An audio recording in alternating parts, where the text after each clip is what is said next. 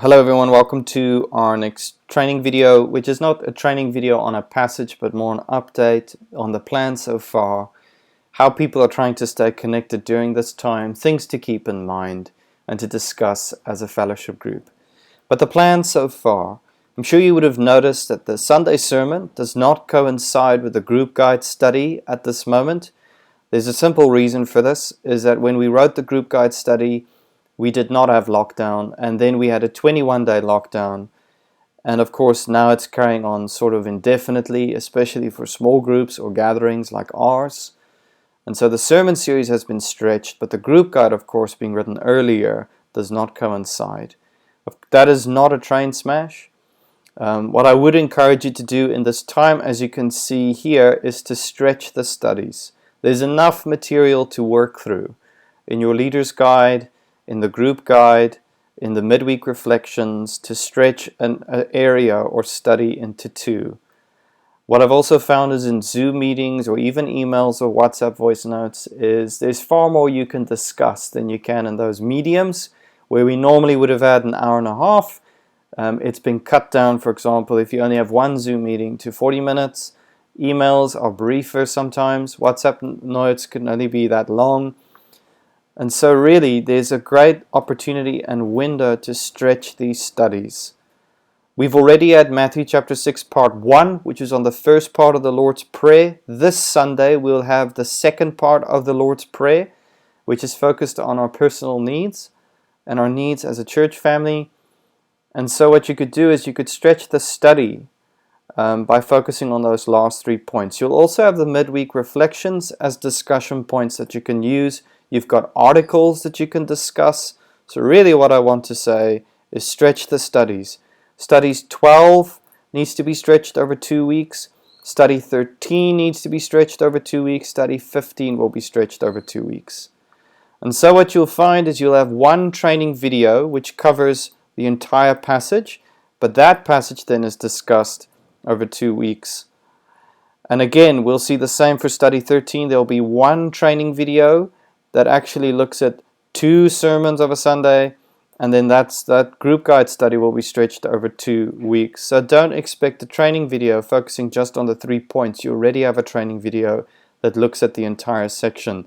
Similarly, when we look at chapter 6, verse 19 to 35, there'll be one training video which will be available on the 4th of July, and that training video will be for 2 weeks, looking at study 13, which will be stretched over 2 weeks. And so the Matthew series will continue, as you can see here, till the 5th of July is the last sermon. And then the last midweek reflection on Matthew will be the 18th of July. And that'll be the last week we'll look at Matthew's Gospel. For now, taking a break and then moving to another series, which I'll tell you just now. But what you can do is you can pause this, look at the plan, how it's broken down. But just know, don't be alarmed that some studies will carry on longer. Study 12, study 13, study 15. Please keep that in mind. Don't feel rushed. But what's happening next? There'll be a topical series after Matthew's Gospel in July. And then after that in August, we'll have the prophet Micah. We'll look at the prophet Micah over an 8-week series. Very importantly, with the topical series, there won't be a group guide available, but for the prophet Micah, there'll be a group guide available. Also, just to remember is that at this moment we don't exactly know when the school break will be. The entire normal calendar rhythm is out of sync. So we'll keep you up to date. But for now, keep on meeting with one another in this time. It's an exceptional time. We've never had this before. It is not normal, and we all understand that. But for now, keep encouraging, keep meeting with one another. Indefinitely, until stated otherwise. But for fellowship groups for now as well, I'm sure you would have noticed on Tuesday there was the announcement about religious gatherings. Even so, small group gatherings are still prohibited under the current restrictions. They would not be considered religious gatherings like a Sunday service. They would be considered like social gatherings, so no gatherings in a home at this stage. And so we're not really going to meet as small groups. So please don't meet at this time. We still have to continue as we are.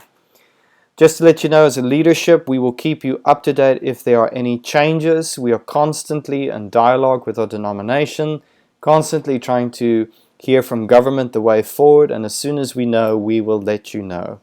But for now, continue to be innovative. And here are some ways groups have been innovative in this time.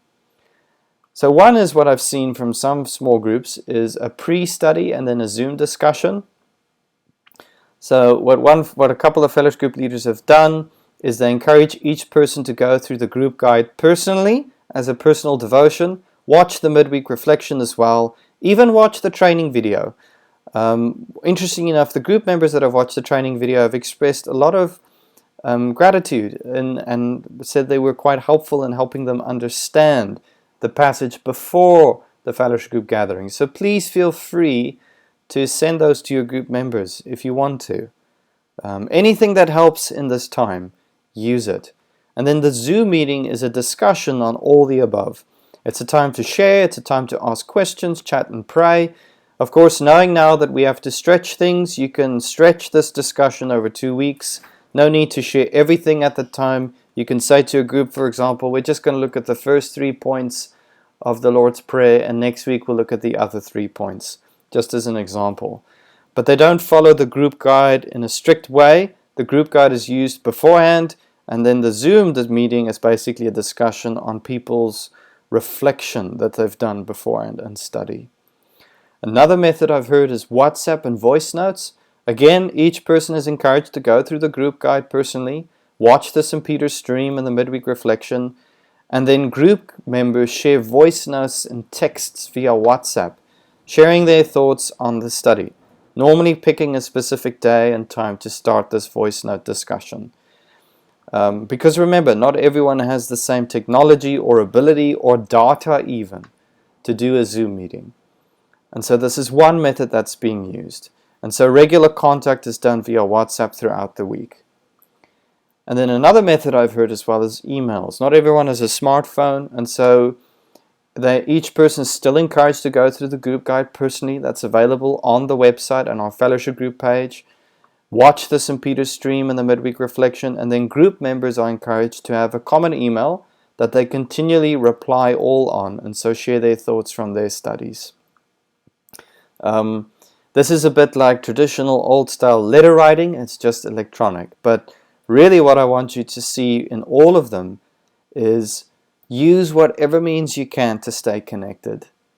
And as one group member said to me, isn't it wonderful to know that even though we're in lockdown and isolation, we do have technology at this time to stay connected, to continue to encourage one another by whatever means, and to be there for one another, even though we cannot be there with one another physically. Of course, as a church, we long to gather, but we do realize these are exceptional times, and so we have these exceptional things in place to try and help one another in this time. But please keep the following in mind.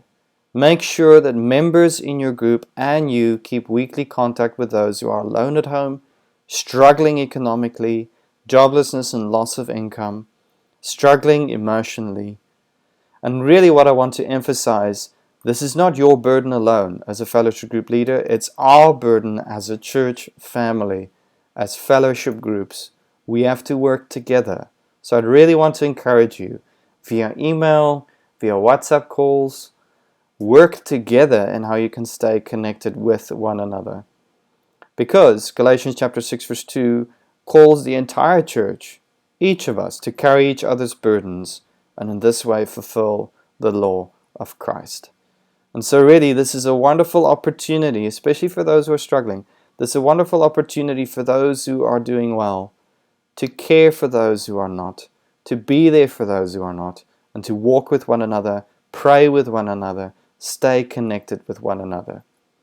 And that's really what I wanted to share with you, but know you are in my prayers.